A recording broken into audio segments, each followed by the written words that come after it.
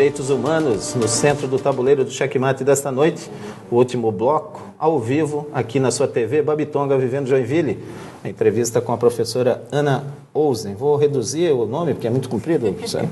O tema, vamos avançar no tema. Crimes da ditadura, professora Ana. A ditadura durou 21 anos, para quem quer contar só fazer a matemática, né? Mas ela ainda tem algumas resquícios que ficaram nesse nosso sistema democrático. Sem dúvida. A lei da anistia é uma delas, né? Anistiou a todos. Em tese. Em tese.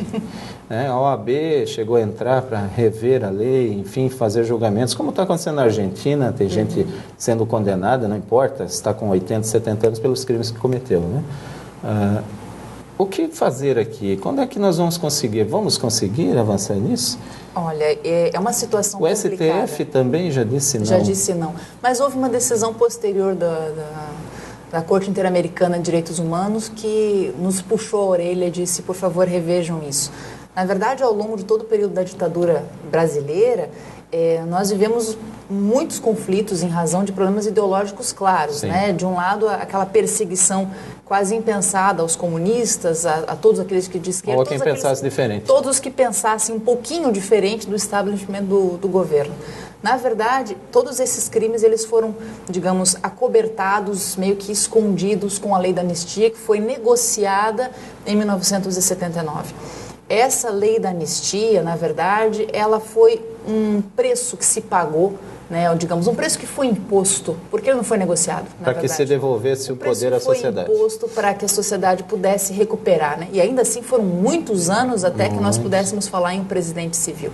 Então, na verdade, passou-se a impressão de que estavam se perdoando os subversivos, aqueles que estavam contrários ao sistema, mas com isso forrou-se a cama para que deitassem em paz todos os torturadores, todos aqueles que cometeram estes crimes hediondos, que, na verdade, pela lei da anistia, foram associados, né, crimes conexos a crimes políticos. Sim. Mas estuprar, decapitar, esquartejar, sequestrar... Queimar. É difícil verificar nisso, né, uma conexão política, senão muita morbidez mesmo, né? E é muito complicado no Brasil nós revermos isso. O Supremo Tribunal Federal já se mostrou acuado e recuou quando provocado. O ministro Eros Grau foi um dos principais relatores do caso e recuou, justamente afirmando que não, foi o preço que nós pagamos, foi algo que nós negociamos para podermos chegar aqui. Há um medo, professora, de que retorne a ditadura por isso? Não nesse sentido. Ninguém quer mexer, ninguém quer investigar. Não, eu acho que é um lobby muito Milton forte. Cerqueira, ninguém quer investigar. Eu acho que é um lobby. É um lobby muito forte por conta dos militares. O Bolsonaro vai gritar muito lá no Vai, com certeza. Mas perceba, na verdade, eu acho que o Exército, a Marinha Aeronáutica, as Forças Armadas não deveriam temer esse tipo de coisa, porque acobertar essa situação só lhe causa um mal-estar. Justamente mantém a sociedade dissociada, né, dessa verdade que é algo absolutamente necessário. Então, por que não apresentar, né, os que erraram, certo? Então, na verdade... agora, um espírito de corpo aí muito forte. Muito forte e que acaba prejudicando, porque, na verdade, existem excelentes militares que, infelizmente, acabam se associando. Sim, até porque, né, isso é importante falar, né? Porque, quando se fala disso, esses setores utilizam para incitar até os militares da aeronáutica, né, marinha, enfim, contra esse desejo de quem fez errado que pague, assim como é feito na sociedade. Exatamente. Você tem o direito a se defender, enfim, tem o que não tem, quem não tem direito a se defender ou saber da verdade são os parentes de quem sumiu, né? Não consegue chegar a nenhum lugar. Né? Não. E, na verdade, nós temos, claro, o nosso exército é muito bom, defende, presta um serviço. Nem todos estavam com armas na mão, matando os seus irmãos, né? Agora, a lei da anistia, ela foi apresentada assim, olha, essa é a lei da anistia. Contrato de adesão, né? Aceitam dessa forma, só que quem estava oferecendo a lei da anistia estava com a arma em punho. Então, não há negociação possível nessa situação. A OAB, na época, também assinou, mas ela né? também aquela OAB, aquele STF. Exatamente, tentaram modificar, mas era difícil. Na verdade, a situação que a gente percebe é o seguinte, por nós não termos resolvido isso, né, no lugar do que fez a Argentina, que justamente foi perseguir, né, está tentando resolver isso, nós colocamos isso embaixo dos panos como nós fizemos com a escravidão no Brasil. Isso. Nós também deixamos isso embaixo dos panos. Acha que nada aconteceu, né? E o problema é que essa cordialidade brasileira, né, essa tentativa de, não, o brasileiro é membro de uma nação boa, acordada, calma. Isso não traz nada, isso só traz uma aceitação de algo que, na verdade, vai criar praticamente um recalque social. Aquele recalque que a gente tem do ponto de vista da psicanálise, ele aparece no corpo social. Então, nós vemos hoje, por exemplo, tortura ainda acontecendo, uma polícia muitas vezes arbitrária, que simplesmente executa sem devido processo legal, que são situações que a Corte Interamericana de Direitos Humanos já chamou atenção em relação ao Brasil. Ou seja, nós ainda temos resquícios da ditadura pelo simples fato de nós não termos resolvido esse passado. Assim como nós temos ainda trabalho escravo no Brasil, quantos anos depois? Aqui em Santa porque Catarina. Nós não resolvemos os crimes praticados naquela época. Então, é absolutamente só aproveitar necessário. uma pergunta de um dos nossos telespectadores, o Breno Seibel. Ele pergunta sobre isso, sobre a questão da polícia, mas num outro prisma. A Maria do Rosário, que é a ministra dos Direitos Humanos, né? Ela não se posicionou quando dos assassinatos em São Paulo dos policiais. O que a professora pensa disso? Na verdade, como eu te disse no começo, direitos humanos é algo que não é isolado para um certo grupo de pessoas. Que a polícia sempre, né, é demonizada também nesse caso. Isso não pode acontecer. De fato, houve uma perseguição, quase um trabalho de execução mesmo desses seletivo, policiais. Né? Seletivo. Parece que se sabia exatamente quem se estava alvejando, essas pessoas foram buscadas e foram assassinadas, foram aniquiladas. Isso merece o mesmo grau de zelo e de preocupação com as situações nas quais a polícia foi a responsável pela morte. Na verdade, as duas situações merecem o mesmo cuidado. Sim. E quando o Estado se omite, ele se omite tanto numa situação como na outra, é uma omissão dolosa, uma omissão criminosa mesmo. Então, penso eu que deve investigar, sem dúvida. Ainda seguindo nessa questão da ditadura, anistia, professor, Comissão da Verdade.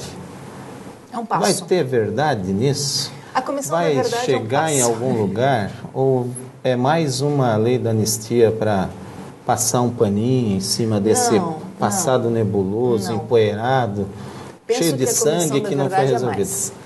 Não, penso que a Comissão da Verdade é mais. Eu penso que ela é um passo à frente. Ela é justamente... Houve uma lei que reconheceu como desaparecidos centenas, né, de pessoas em 1995, se eu não me engano. Eu acho que foi uma lei da época do Fernando Henrique Cardoso, né? E agora vem a Comissão da Verdade. A espelho do que aconteceu na África do Sul com o Apartheid, em que também se estabeleceram comissões da verdade para investigar o que teria acontecido com os crimes praticados contra os negros. Imagino que existe sim uma vontade da sociedade civil de contribuir com essas comissões, e é tal coisa, a exemplo do que aconteceu com o regime nazista, guardadas as devidas proporções, por favor, não me entendam mal, tudo que foi praticado durante a ditadura militar brasileira foi profundamente documentado. Sim, esses documentos estão lá. Né? Eu li um livro, então, Araguaia, exatamente. 600 páginas. Operação Condor, Brasil Nunca Mais. Brasil Nunca Mais foi a primeira obra audaciosa de tentar demonstrar o que aconteceu. Então, esses documentos existem. Grande parte das pessoas que vivenciaram aquela experiência estão vivas hoje. Então, é a questão de saber procurar e ter coragem de procurar. Imagino que, por exemplo, na medida em que nós hoje já reconhecemos, né, que Vladimir Herzog não se suicidou, né, que o seu atestado de óbito... Tantos anos para reconhecer. Muitos anos, né? Mas é um passo, percebe? Sim. A família recebeu pelo menos esse reconhecimento. Agora, a situação do Rubens Paiva, né? Também. A situação... Então, isso está se esclarecendo e eu acho que isso vai caminhar num sentido positivo. Mas a questão é a punibilidade. Eu acho que deveria avançar. Será que avança, professora? Porque, veja só, só agora em Santa Catarina que foi instalada a Comissão da Verdade aqui, na Assembleia Legislativa. Olha o tempo. Em São Paulo já existe um tempão, né? Em Joinville, porque também é para se instalar nas cidades. Pode. O município é ente da federação? Deveria. Eu fiz mesmo uma matéria de um sindicalista, Conrado de Mira, que ele sumiu durante mais de um ano. Apanhou, sumiu o homem. Ele era um sindicalista e não era dos mais esquerda, ele era meio de direita. O homem sumiu, ficou incomunicável. Esse voltou ainda. Voltou completamente diferente. Quantos ficaram? Então, por que? Será que nós vamos realmente chegar a esse outro passo? de permitir que se vá punir, ou pelo menos não é nem a punição, né? Porque vai depender de julgar. Mas será que chegaremos lá? Na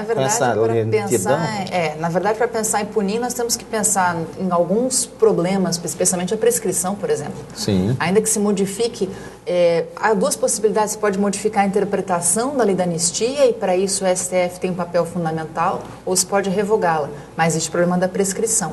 Agora, as cortes internacionais estão cobrando isso do Brasil. Eu acho que isso pode mudar. Uma aposta quanto vai mudar? Não posso apostar. 90, 80, 70? Não, 50%. Não posso apostar com tanta segurança. Mas eu imagino que exista espaço, especialmente por essa pressão, né, externa, que está levando, por exemplo, a punição dos guerrilheiros do Araguaia, né, eles foram punidos e o Brasil pagou bilhões de indenização. Então o Brasil já está se sentindo comprometido com essas esferas internacionais. Eu acho que há espaço para isso rever. Professora Ana, obrigado pela sua entrevista. Prazer foi todo meu. Até uma próxima. Você também que esteve conosco até agora. Até o próximo Checkmate, sempre com um tema interessante para você, só na TV Babitonga, vivendo Joinville. Boa noite.